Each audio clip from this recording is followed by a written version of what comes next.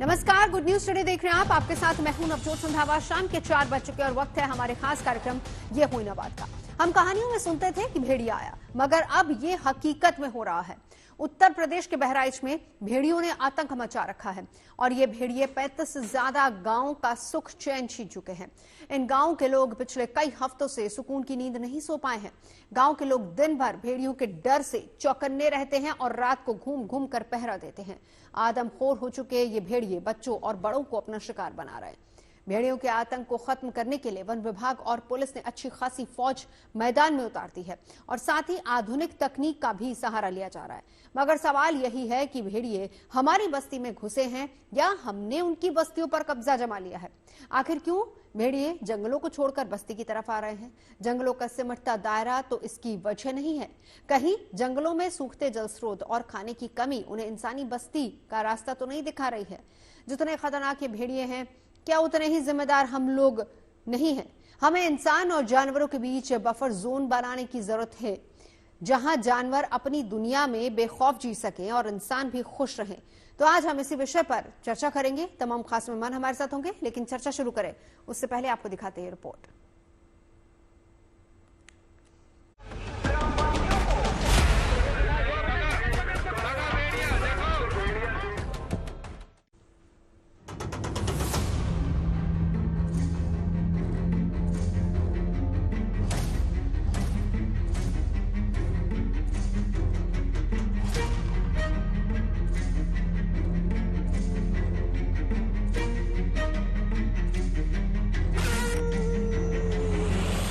One विभाग की team ने चप्पा चप्पा छाना,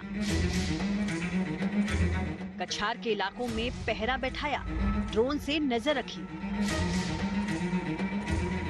तब जाकर बहराइच में खौफ की वजह बना ये चौथा भेड़िया पकड़ में आया। वन विभाग ने पकड़ लिया है उस भेड़िए को।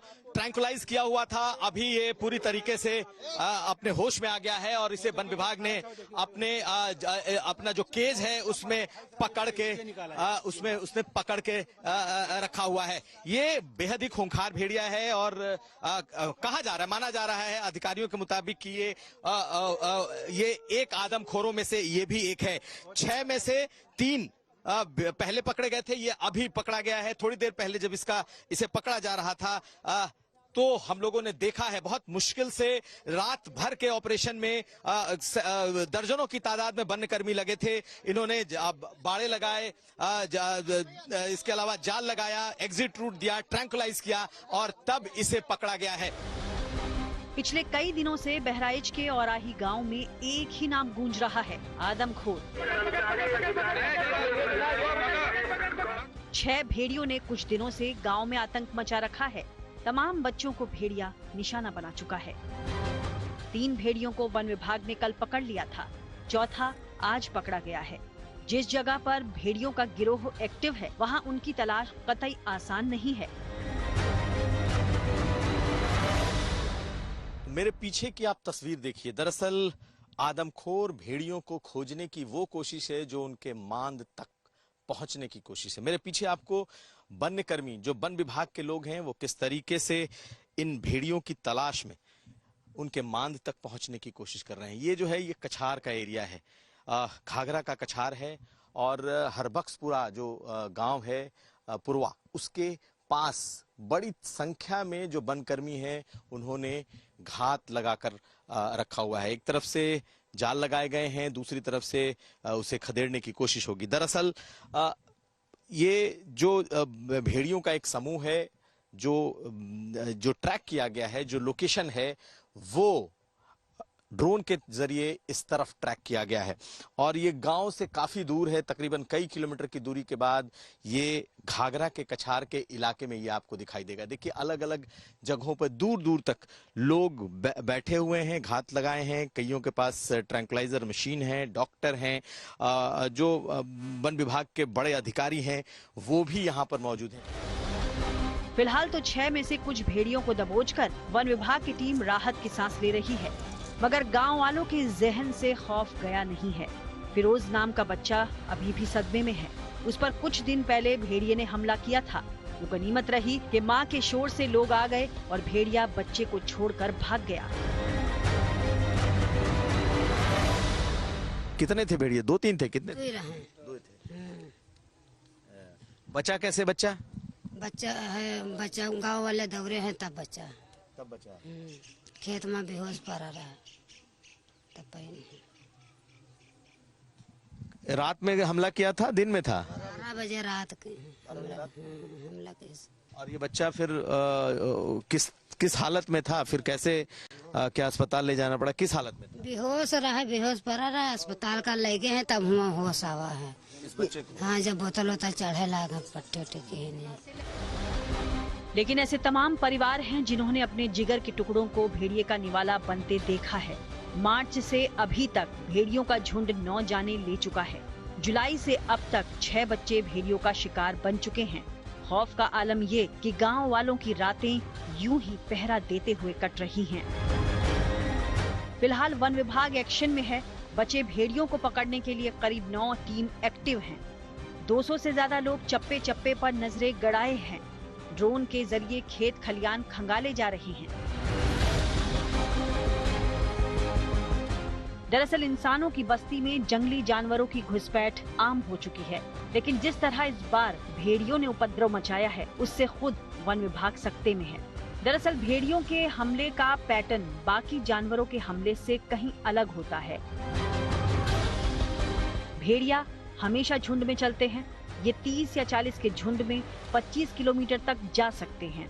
भेड़ियों को खुद पर हमले का डर ज्यादा रहता है, इसलिए वो रात में ही अपना शिकार खोजते हैं। जहां उन्हें भोजन मिलता है वहां उनका बार बार आना जाना रहता है। रात में इनके लिए शिकार करना बेहद आसान है। इंसानी बस्तियों में तो भेड़िए सबसे ज्यादा बच्चों को ही निशाना बनाते हैं। वैसे तो ये खूंखार माने जाते हैं, लेकिन ये शिकार तभी करते हैं जब वो भूखे होते हैं। ये एग्रेशन है, वोकलाइजेशन है और इस तरीके के जो बिहेवियर्स हैं ये इनके इनबिल्ड हैं, नेचुरल बिहेवियर है ये। बट अभी आपको ये देखने से ऐसे लग रहा है कि यहाँ बैठा हुआ है तो काम है और कुछ नहीं बोल रहा है, but this is the different thing कि ये एक्सी 2 के अंदर है, कैप्टिविटी में है। तो कैप्टिविटी के अंदर में इसको सारी चीजें यही सहूलियत हो रही हैं, तो उसको एग्रेशन दिखाने की जरूरत नहीं है। बट वाइल्ड के अंदर क्या है कि वाइल्ड के अंदर इनको खुद से ही हंट करना है, खुद से ही फीड अरेंज करना है, कई सारी चीजें होती हैं।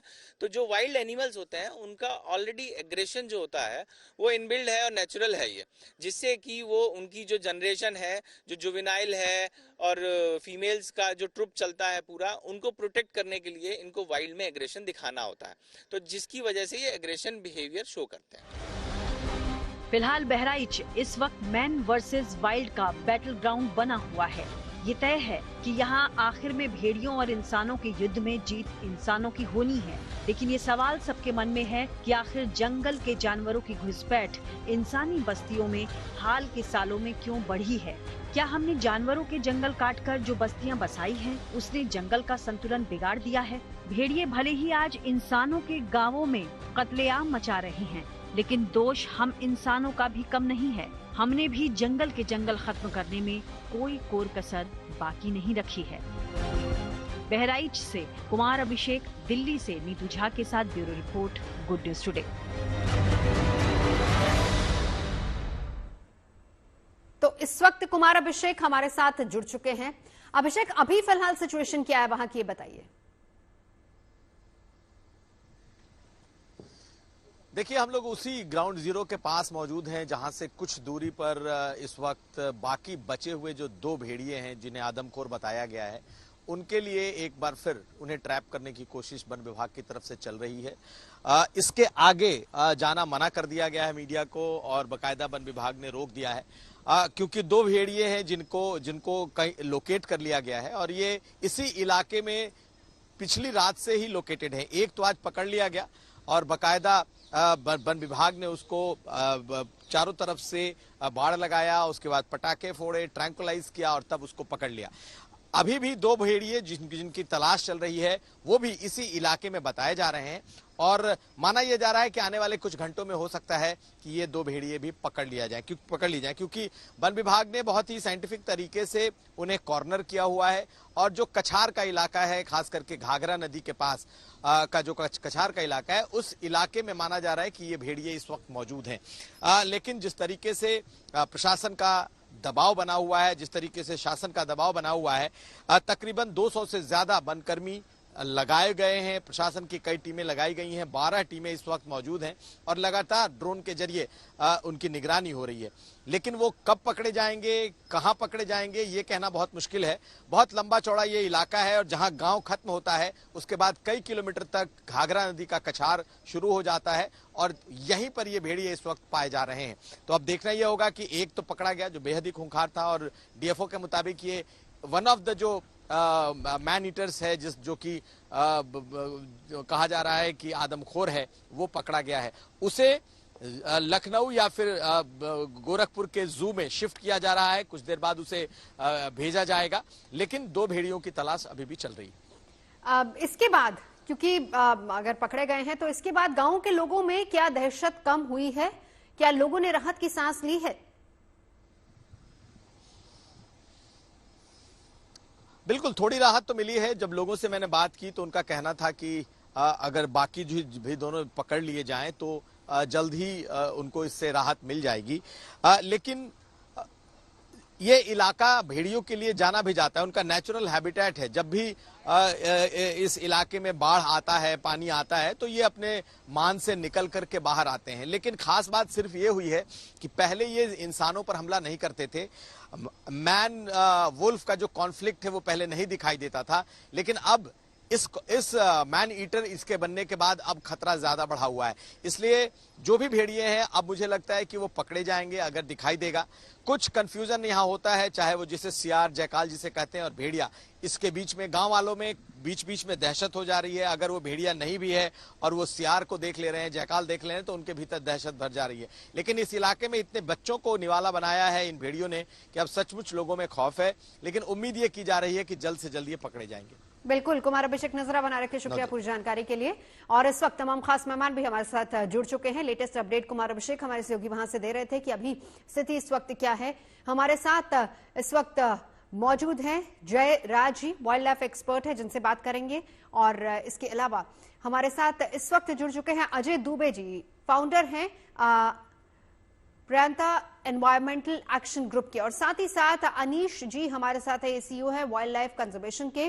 और साथ ही साथ कुछ ही देर में हमारे साथ हमारे साथ जुड़ चुके हैं डॉक्टर सुदेश भी, एक्स डेप्यूटी डायरेक्टर हैं वन विहार नेशनल पार्क और जू के। सबसे पहले डॉक्टर सुरेश आप ही से शुरुआत करेंगे। मैन ईटर नहीं कहा जाता था भेड़ियों को, लेकिन अभी हाल फिलहाल में जो सिचुएशन हम देख रहे हैं वहां पर सीधा हमला इंसानी बस्ती पर और इंसानों पर ही हो रहा है। डॉक्टर सुरेश।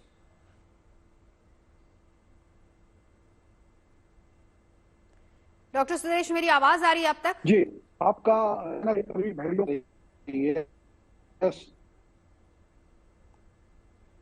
जी सर, मेरा सवाल मैं वापस से दोहरा देती हूं, क्योंकि जो सिचुएशन अभी यहां पर है, मैन ईटर्स नहीं कहा जाता था भेड़ियों को, लेकिन अभी फिलहाल यहां पर गांव के गांव दहशत में है। और यही एक बड़ी वजह है कि पूरा प्रशासनिक अमला लगा हुआ है इन भेड़ियों को काबू में करने के लिए। जी बिल्कुल, आपका कहना सही है, मगर एक्चुअली ये सिचुएशन तब क्रिएट होती है मोस्टली। अभी तक जो भेड़ियों पे स्टडी है, कि एक शब्द ही आपने सुना होगा, भूखा भेड़िया।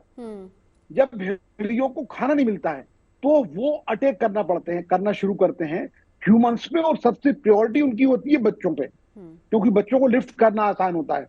तो ये जो सिचुएशन क्रिएट हुई है, कुछ ना कुछ ऐसी जगह पे जहां पे उनका हैबिटेट था, हैबिटेट डिस्टर्ब हुआ है, उनको खाना नहीं मिल रहा है। और भेड़िया भी सॉलिटरी शिकार करना पसंद करता है, तो यदि वो ग्रुप भी बना रहे हैं तो भी वो गड़बड़ बात है कि उनको खाना नहीं मिल रहा है, कि ग्रुप में संभावना बड़े एनिमल का शिकार करने की ज्यादा रहती है। अभी तक देखिए, भेड़िया स्टेट मध्य प्रदेश है, मध्य प्रदेश में सबसे ज्यादा भेड़िया हैं, और मेरा भेड़ियों से 2 बार वास्ता पड़ चुका है। एक पास में लगा हुआ जिला था सीहोर, वहां पे भेड़िए इसी तरह से एक बार बहुत ज्यादा सक्रिय हो गए थे, और एक बैरसिया में एक भेड़िए से मेरा आमना सामना हुआ था।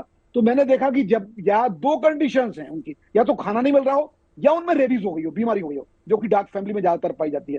तो ये शोध का विषय है कि जो जो भेड़िए पकड़ाए हैं, यदि उनमें रेबीज है तो ये उनका बिहेवियर हो जाएगा। बिल्कुल। जयराज जी, आपके पास आना चाहूंगी, क्या समझ में आता है, क्योंकि देखिए ये बात तो सही है कि जिस इलाके में, हमारे संवाददाता भी बता रहे हैं, जिस इलाके में और जिन गांवों को और या गांव के बच्चों को भेड़िए टारगेट कर रहे हैं, वो एक्चुअल वो भेड़ियों का ही पूरा हैबिटेट है।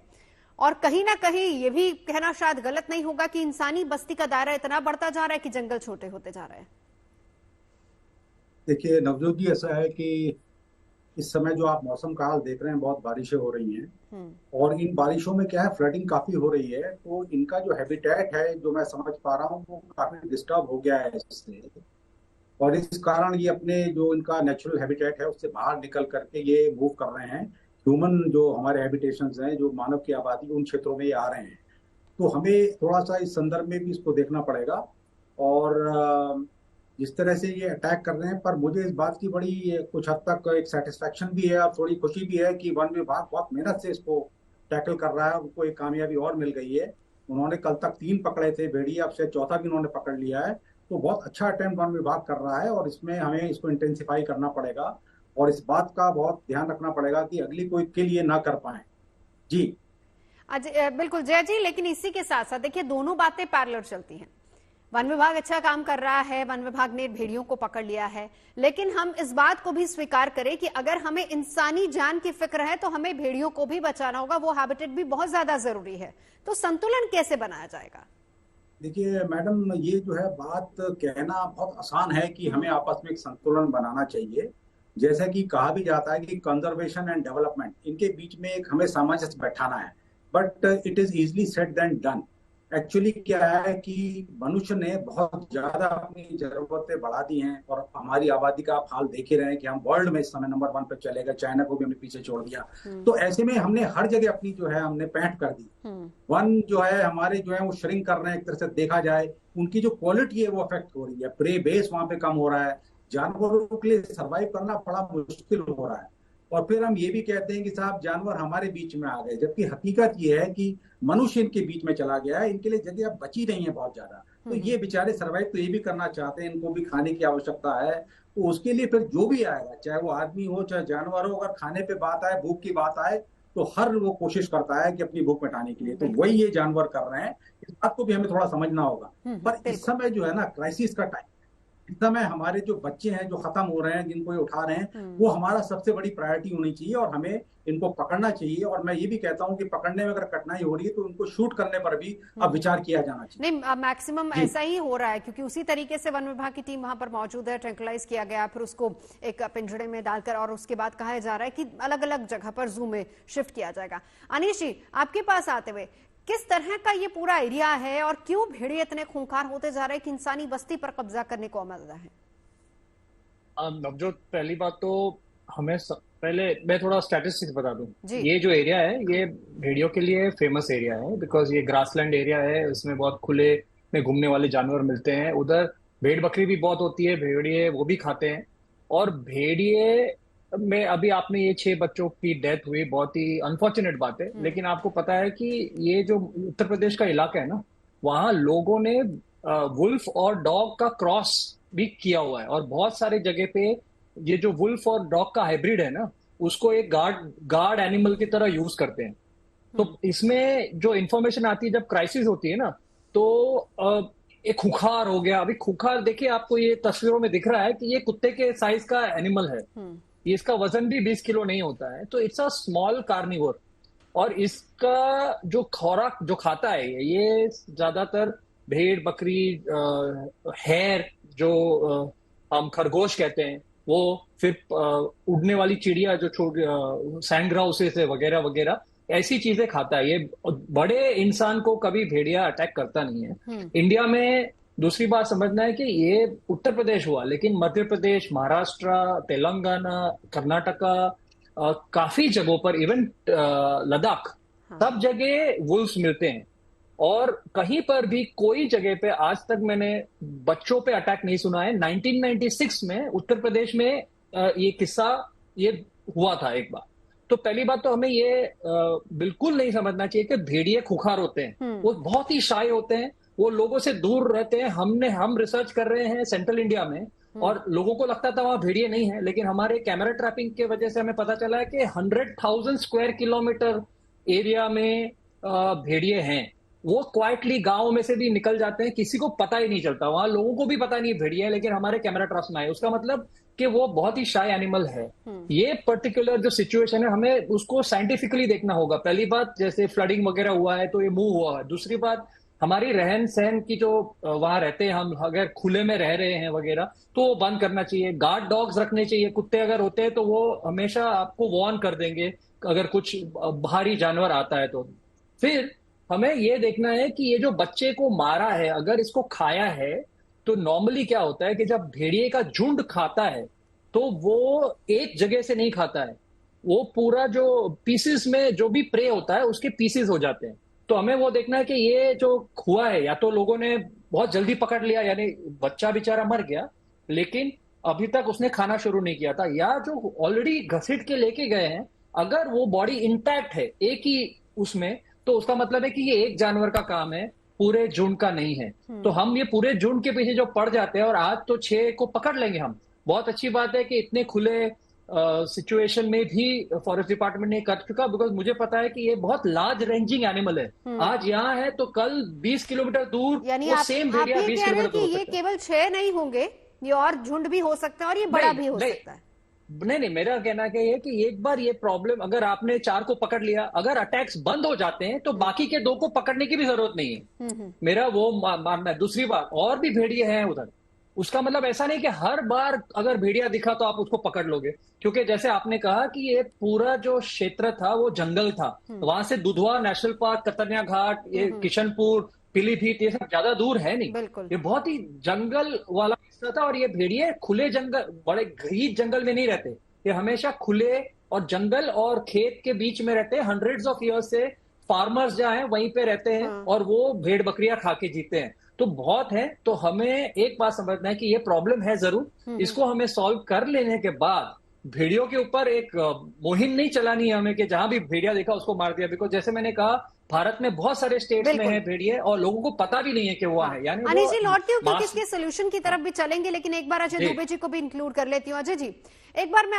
आपका रिएक्शन चाहूंगी, क्योंकि जो भी सिचुएशन इस वक्त वहां पर है ऐसा कभी देखा नहीं गया, लेकिन अब इसमें भी ये भी कोई दो राय नहीं, कहना गलत नहीं होगा कि इंसान भी जंगल की तरफ बढ़ा है। तो जाहिर सी बात है अगर इंसानी बस्तियां बढ़ेंगी तो जानवर कहाँ जाएगा, वो तो फिर इंसानी बस्तियों में ही आएगा ना।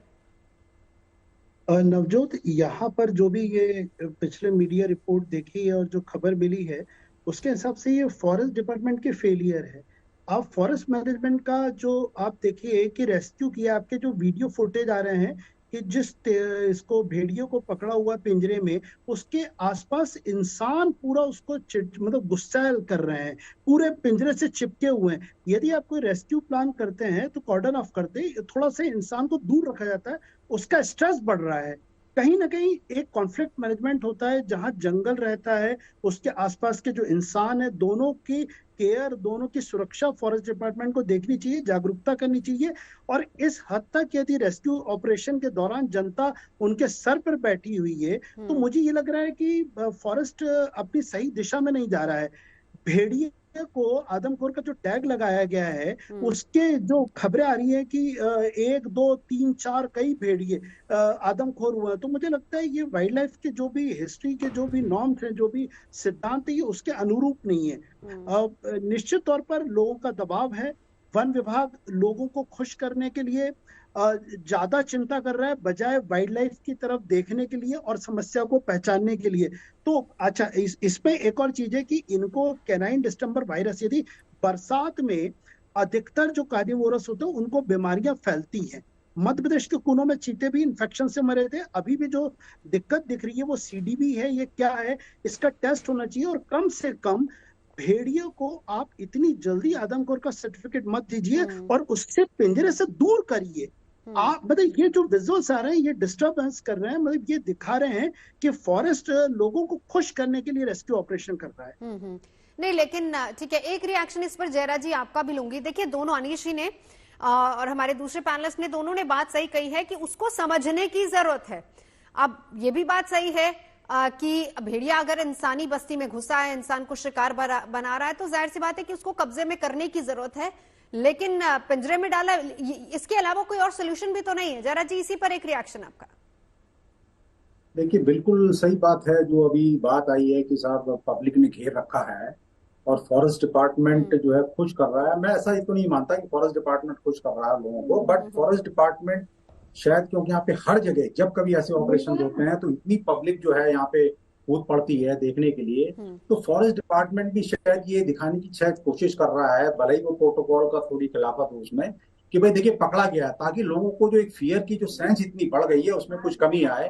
तो ये जो है फॉरेस्ट डिपार्टमेंट कर रहा है। इसका इलाज सिर्फ यही है कि इस समय क्योंकि क्राइसिस है, इस समय मनुष्य का सीधे टकराव वाइल्ड एनिमल से हो गया है, तो हमें जान बचानी है, आदमी की, हमारे बच्चों की जान बचानी है। तो प्रायोरिटी इस समय यही है कि इनको टॉप प्रायोरिटी पर पकड़ा जाए और इनको आइडेंटिफाई किया जाए। अगर शूटिंग की स्थिति आती है तो सही जानवर को थोड़ा सा उसको मेहनत करनी पड़ेगी उस पर, और उसको लोकेट करना होगा, और तब वो शूटिंग भी हो सकती है। इस समय से इजाजत दिलाना बहुत जरूरी है, और ये फॉरेस्ट डिपार्टमेंट के लिए बहुत बड़ा चैलेंज है, जिसपे वो काफी मेहनत कर रहे हैं, ऐसा मैं सोचता हूँ। जी बिल्कुल। और ये भी बात सही है, ये भी कहना गलत नहीं होगा कि डॉक्टर सुदेश आप ही के पास आते हुए, कि अगर उसको पकड़कर एक पिंजरे में डाला गया है तो जाहिर सी बात है कि लोगों को भी एक शायद मैसेज दिया जा रहा है कि देखिए अब आप निश्चिंत हो जाइए कि भेड़िया पकड़ा गया है, क्योंकि लोगों में जिस तरह की दहशत थी, शायद ये फॉरेस्ट डिपार्टमेंट को करना ही पड़ रहा था। नहीं, ये तरीका गलत है। और आप जो केज दिख रहा है टेक्निकली, मैं दुबे जी की इस बात से सहमत हूँ।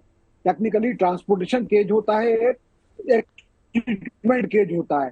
तो ये मेरे को लग रहा है कि ये जो भी केज बनाया गया, इसमें आप देखेंगे यदि उसने अपने दांत फंसा लिए, अपने पंजे फंसा लिए, तो अपने आप को घायल कर लेगा। एनिमल को हमेशा ऐसा रखा जाता है कि उस पर ह्यूमन इम्प्रिंट कम से कम आए, यानी कम से कम वो ह्यूमन को देख पाए, ह्यूमन इसको देख पाए।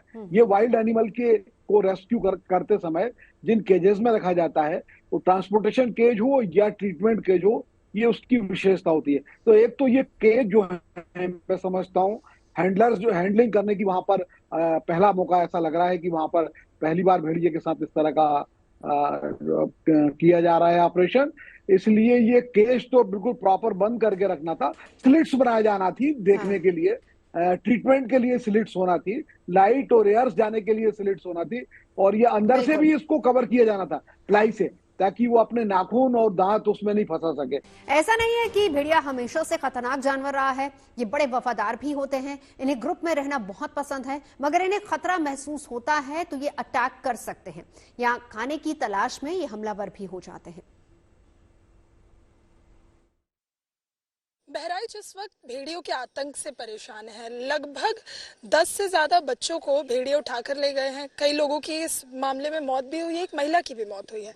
भेड़ियों का ये बिहेवियर समझने के लिए इस वक्त मैं दिल्ली चिड़ियाघर आ गई हूँ। यहाँ आप तस्वीरों में भी एक भेड़िया देख रहे होंगे, लेकिन कहते हैं कैप्टिव भेड़िए जो होते हैं और जो वाइल्ड होते हैं उनका बिहेवियर बहुत अलग होता है। बिहेवियर कैसा होता है ये हम समझेंगे चिड़ियाघर के range officer Saurabh Vashishtha sir से। सर, बहुत स्वागत है आपका। लेकिन सवाल यही कि ये भेड़ियों का बिहेवियर कैसा होता है?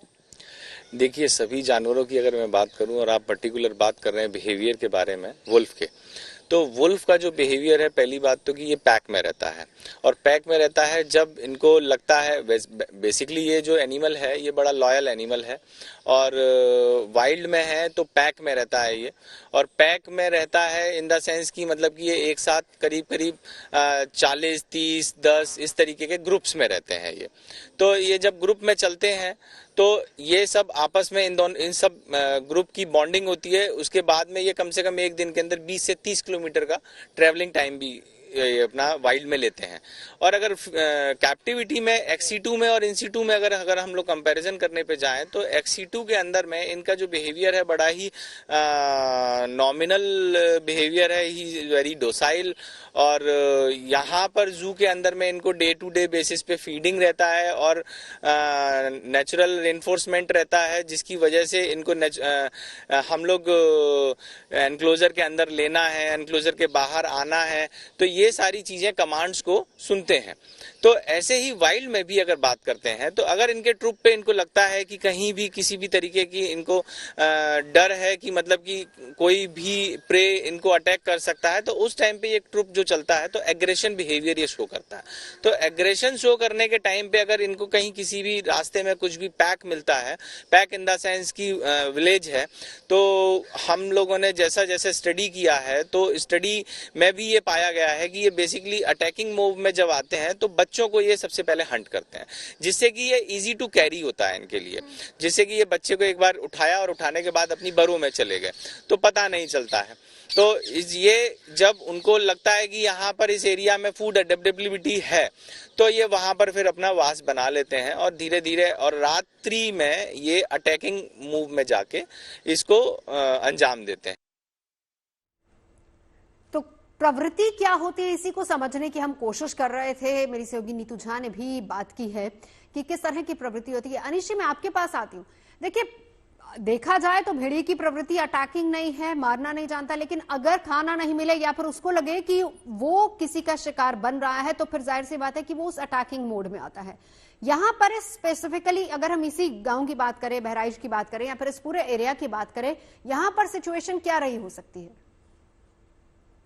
हाँ, जैसे मैंने कहा, ये कुत्ते के साइज का एनिमल है। पहली बात तो हमें देखना होगा कि ये भेड़िया है या क्रॉस है, बिकॉज जैसे मैंने कहा बहुत वहां पर क्रॉस ब्रीड करते हैं कुत्तों को और भेड़िए को। पहली बात तो ये, और वो जो आपने जो ब्रीड बनाते हैं उसमें कुत्ते का भी नेचर होता है, तो वो इंसानों के साथ साथ जी सकता है, तो उसे इंसान का डर चला जाता है। जो आम भेड़िए को इंसान का डर रहता है। तो आपको आप पूरी इंडिया में भेड़िए बहुत सारे जगह पे हैं, लेकिन बहुत कम लोगों ने शेर देखे होंगे, बाघ देखा होगा, चीता देखा होगा, लेकिन भेड़िया नहीं देखा होगा, क्योंकि वो एक तो रात में चलता है, बहुत लंबा लंबा चलता है, और वो कुत्ते जैसा दिखता है, तो अगर दूर से भी दिखता है तो उसको पहचान नहीं सकते लोग। तो मुझे तो बहुत अचंभा हो रहा है कि ये पहली बात तो है कि इतने लोग मर गए और उसके लिए एक्शन नहीं कर पाए टाइम पे। दूसरी बात कि ये इसके तय तक जाना होगा, क्योंकि कम दिखता है तो इसमें एक्सपर्ट्स बहुत कम है जो भेड़िया के बारे में अच्छी तरह से जान। ये जो जू में से जो कर्मचारी अभी बात कर रहे थे, जी, उनकी भी साइंस गड़बड़ा गई थी।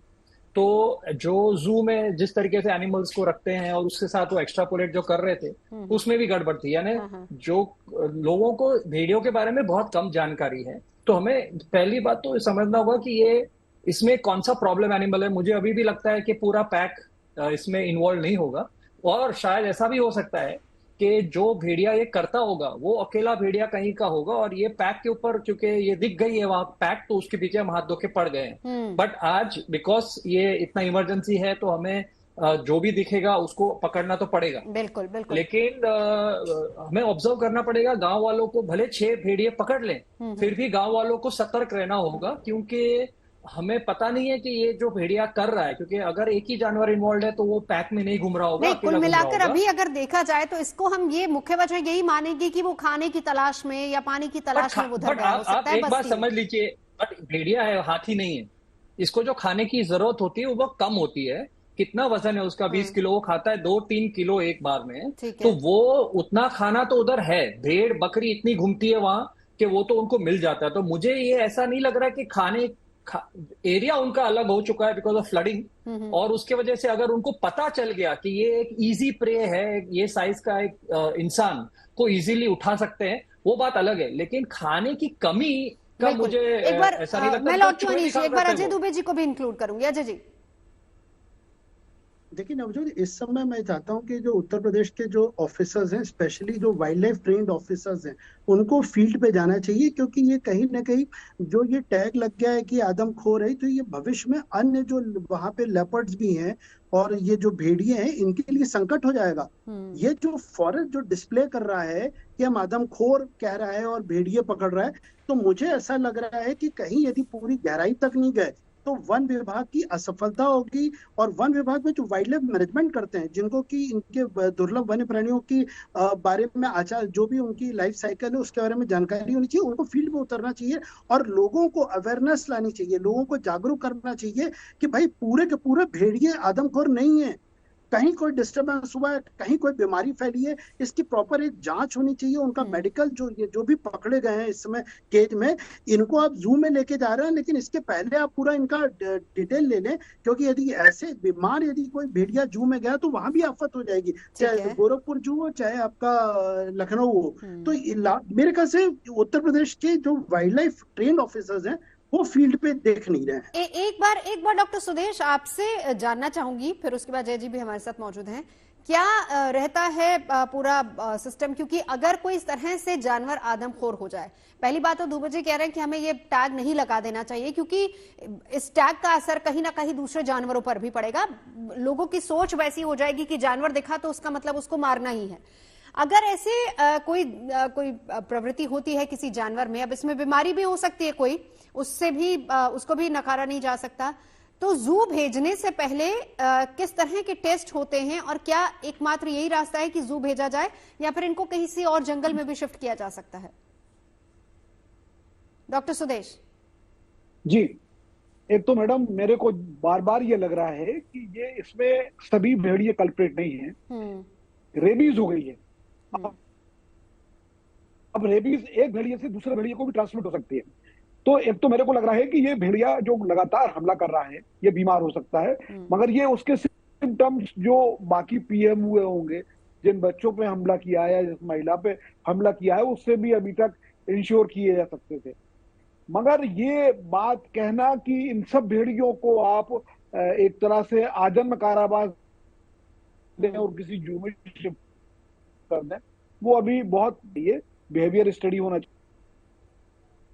चाहिए। और इनको जो फिर से जो रेस्क्यू किए गए हैं उनको फिर से उनके अपने हैबिटेट में छोड़ने का प्रयास करना चाहिए। मगर अभी वेट सी एंड वेट कि ये जो वाइल्ड लाइफ एक्सपर्ट्स हैं ये अपनी क्या राय देते हैं कि ये एक्चुअली इनको बीमारी के कारण हो रहा है, रेबीज के कारण अटैक कर रहा है ये भेड़िया, या और कोई कारण है। हमारे साथ जय जी भी मौजूद है। सर एक सुदेश एक आपने वाइल्ड लाइफ एक्सपर्ट की बात की, जय जी हैं, जरा एक रिएक्शन उनसे भी ले लेते हैं, वो क्या मानते हैं इसको लेकर। जय जी, जयराज जी। देखिए मैडम, जो बात आ रही है और भेड़ियों के फेवर में काफी बातें उठाई जा रही हैं, दुबे जी ने भी कहा और लोग भी कह रहे हैं, ये बड़ी अच्छी भावना है जिसको मैं बहुत अप्रिशिएट करता हूँ कि जानवरों के प्रति आपकी ऐसी सोच है और होनी भी चाहिए। पर मैडम देखिए, समझना हमको ये है कि एक इस समय बड़ी टेंस सिचुएशन है। फॉरेस्ट डिपार्टमेंट जहां पर एक बहुत जबरदस्त दबाव में है इस समय, और वो अपने कर्तव्य का निर्वहन भी कर रहे हैं ठीक तरह से, पर ये भी बात समझनी चाहिए, इनमें हमारे जैसे बताया जा रहा है 200 लोग हमारे एम्प्लॉयज लगे हैं, ऑफिसर भी उसमें है, तो इनमें से कई ऐसे होंगे जो वाइल्ड लाइफ ट्रेन भी होंगे, जैसे अभी दुबे जी कह रहे हैं ना कि वाइल्ड लाइफ वाले ट्रेन वाले उतरने चाहिए। और मैं आपको ये बात भी विश्वास दिलाता हूँ एज ए फॉरेस्ट अफसर, मैं उत्तराखंड का हेड रहा हूँ, फॉरेस्ट डिपार्टमेंट का ऑफ रहा हूँ, कि फॉरेस्ट डिपार्टमेंट यथासंभव प्रोटोकॉल भी फॉलो करेगा। जितने भी ये भेड़िए पकड़े जा रहे हैं इनके तमाम तरह के टेस्ट होंगे, इनको जू में ऐसे नहीं रख दिया जाएगा कि इनको कोई बीमारी और हम वहां पे फैला दें। पूरे प्रोफेशनल तरीके से जो है वो अपना काम करेंगे, और वो काम कर भी रहे हैं। कहीं कहीं पर देखिए, बाहर से बैठ के हम बहुत सारी बातें भी कह सकते हैं, पर आप उनकी साइकोलॉजी समझिए जो वहां पे मैदान में मौके पे मुकाबला कर रहे हैं बड़ी भारी समस्या का, और उनको कामयाबी भी मिल रही है। तो थोड़ा सा टाइम हम उनको अभी और दें, और उसके बाद ये जब ये पकड़े जाएंगे तो फिर पता किया जाए फॉरेस्ट डिपार्टमेंट से, सारा प्रोटोकॉल फॉरेस्ट डिपार्टमेंट करेगा फॉलो। और एक बात और बड़ी इंपॉर्टेंट समझने वाली, कि इन भेड़ियों को जो पकड़े जाएंगे इनको वापस जंगल में नहीं छोड़ा जा सकता है, इसके भी रूल्स बने हुए हैं, क्योंकि ये ह्यूमन के अगेंस्ट हो रहे हैं। आदमी सब घेर के खड़े हैं इनको, और इन्होंने किलिंग भी अगर इन्होंने कुछ न करी है तो इनको वापस जो है जंगल में छोड़ना बहुत मुश्किल होगा और दिक्कत कर सकते हैं ये, इनको जू में ही रखना होगा। तो इस बात को भी हमें समझना चाहिए। Yes please. अभी हमारे दो और पैनलिस्ट हैं। जय जी, एक सवाल आपसे वापस से करना चाहूंगी, अजय जी भी, अनुष जी भी हैं, दोनों ने एक बात कही है कि, और डॉक्टर सुदेश भी हैं, उन्होंने तीनों ने एक बात कही है कि ये भी पॉसिबिलिटी हो सकती है कि पूरा पैक जो है वो खूंखार ना हो, उनमें से कोई एक आध भेड़िया खूंखार हो, ये भी एक पॉसिबिलिटी हो सकती है। क्या इसको लेकर भी कोई फॉरेस्ट डिपार्टमेंट विचार करता है? देखिए मैडम, एक बात और समझिए, देखिए प्रैक्टिकल और थ्योरी में बड़ा फर्क है। थ्योरिटिकली तो एक एक की बिहेवियर का एनालिसिस होना चाहिए, पर प्रैक्टिकली ये पॉसिबल नहीं है। फॉरेस्ट डिपार्टमेंट को इस समय सबसे बड़ी कंसर्न है कि ये किलिंग्स रोकें।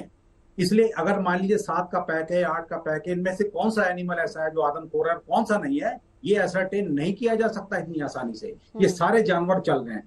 हाँ, जो जानवर पकड़े गए हैं उनका जो फीकल मैटर है, यानी जो वो बाथरूम करते हैं या टॉयलेट करते हैं, उसके एनालिसिस से, उनकी लेटरिन के एनालिसिस से ये पता लग सकता है कि उसमें ह्यूमन के पार्ट्स हैं कि नहीं है। पर जो एनिमल्स हमारे मूव कर रहे हैं इस समय, उनके बारे में ये कह देना कि साहब अमुक इनमें से जो है वो मैन ईटर है और दूसरा नहीं है, ये बहुत डिफिकल्ट है। और कभी कभी ये मैं एडमिट भी करता हूँ, देखिए ऐसे सामूहिक ऑपरेशंस में कुछ इनोसेंट एनिमल्स भी सैक्रिफाइस हो सकते हैं, ऐसी पॉसिबिलिटीज बराबर रहती है, क्योंकि इसमें मैथमेटिक्स नहीं चलती है। बिल्कुल, हाँ। ठीक है, तो इतना हमें समझना पड़ेगा। पर दूसरी तरफ क्या है, दूसरी तरफ हमारे बच्चे हैं जो मारे जा रहे हैं, तो हमें ये भी देखना है। तो बैलेंस हमें थोड़ा सोचना पड़ेगा इसमें। ठीक है अनीश जी, इसी पर एक जवाब आपका। अनीश जी,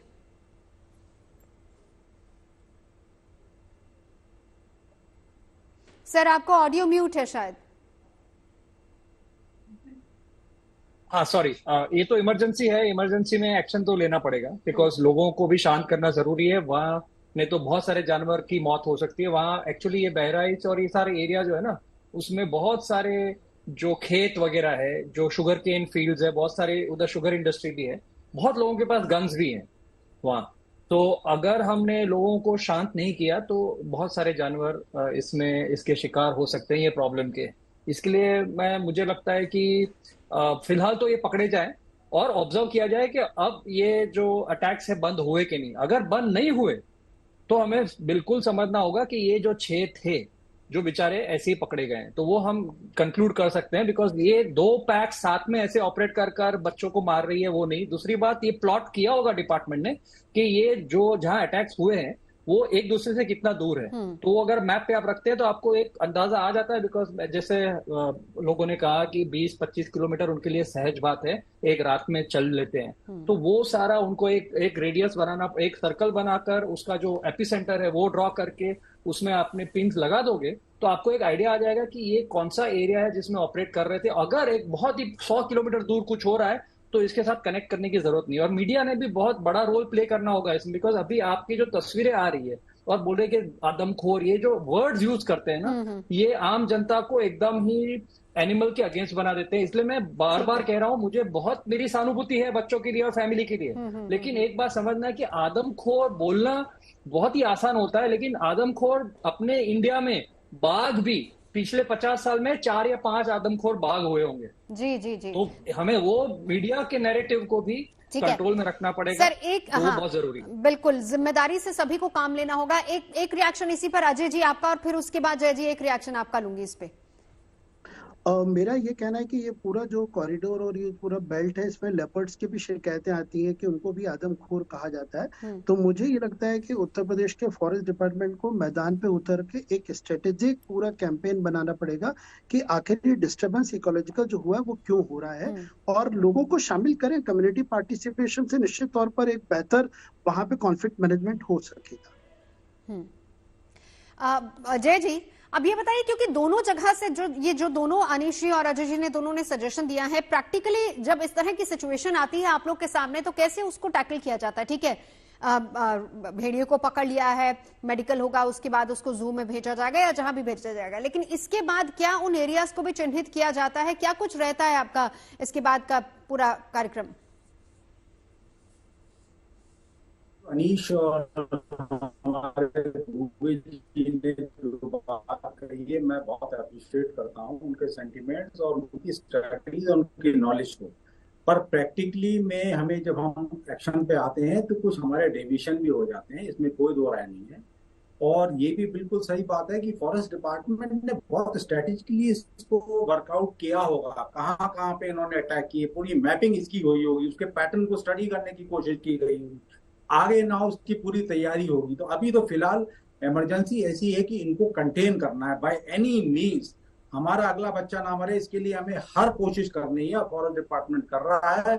और इसके बाद डेफिनेटली फॉरेस्ट डिपार्टमेंट इसमें बहुत डिटेल स्टडी करेगा, और कम्युनिटी का इन्वॉल्वमेंट भी इसमें डेफिनेटली किया जाएगा, और एक्सपर्ट्स का भी, जैसे wild life institute of India है, वहाँ के लोग हैं, जैसे बड़े अच्छे एनजीओ हैं जो wild life trust of India है, और भी बड़े सारे एनजीओ है बहुत अच्छा काम कर रहे हैं। तो सबको लेकर के उनके साथ मिल करके फॉरेस्ट डिपार्टमेंट जरूर इस संबंध में कुछ ना कुछ जो है स्टडी करके प्रॉपरली इसकी आगे की फ्यूचर प्लानिंग करेगा, ताकि इस तरह की चीजें दोबारा से ना हो। बिल्कुल। एक लास्ट कमेंट डॉक्टर सुदेश आपसे इसी पर। कि मैं फिर अपनी बात पर आता हूं वापस की, रेबीज पहले करना चाहिए। मैं 2 बार अंतराल से मैं इस ऑपरेशन में भाग ले चुका हूं, और दोनों प्रकरणों में मैंने पाया था कि रेबीज इनको हो गई थी, और ये उसमें भी मैंने उस समय भी 7 महिलाएं और पुरुष बच्चे सब मिला के उनकी डेथ हुई थी। तो अभी कुछ निश्चित रूप से नहीं कहा जा सकता। कम से कम हमें सहानुभूति रखना चाहिए, इतना बड़ा हमला फॉरेस्ट डिपार्टमेंट का उतरा हुआ है। मैं बार बार कह रहा हूं कि सी एंड वेट, पकड़िए, कोशिश करके एनिमल्स को पकड़िए, और फिर ये इंश्योर करिए कि इसके पीछे कारण क्या है। बिल्कुल। चलिए, तमाम खास मेहमान हमारे साथ जुड़े इस चर्चा के लिए बहुत बहुत शुक्रिया। तो फॉरेस्ट जी चलते चलते अनीश जी भी कुछ कहना चाह रहे हैं, जी बात रख दीजिए अपनी। ये है कि आगे क्या करना है, जैसे जो हर एक विलेज में आपने टीम्स बनानी होगी, ताकि ये तो जानवर है वहां पर, तो एक फर्स्ट रिस्पांस टीम होती है, वो काफी स्टेट्स में करी हुई है, ये उत्तर प्रदेश में करनी पड़ेगी, क्योंकि ये एरिया ऐसा है जहाँ तेंदुआ भी है, बाघ भी है। तो ये एक बार प्राइमरी रिस्पांस टीम्स अगर बनती है, जहाँ गांव के लोग जुड़ जाते हैं ना, तो ये अफवाहें नहीं फैलती। इसमें बहुत बार अफवाहें रहती है, और स्थानीय लोगों की भागीदारी भी उतनी इंपॉर्टेंट हो जाती है। चलिए, आप सभी हमारे साथ आए, चर्चा में जुड़े, इसके लिए बहुत बहुत शुक्रिया।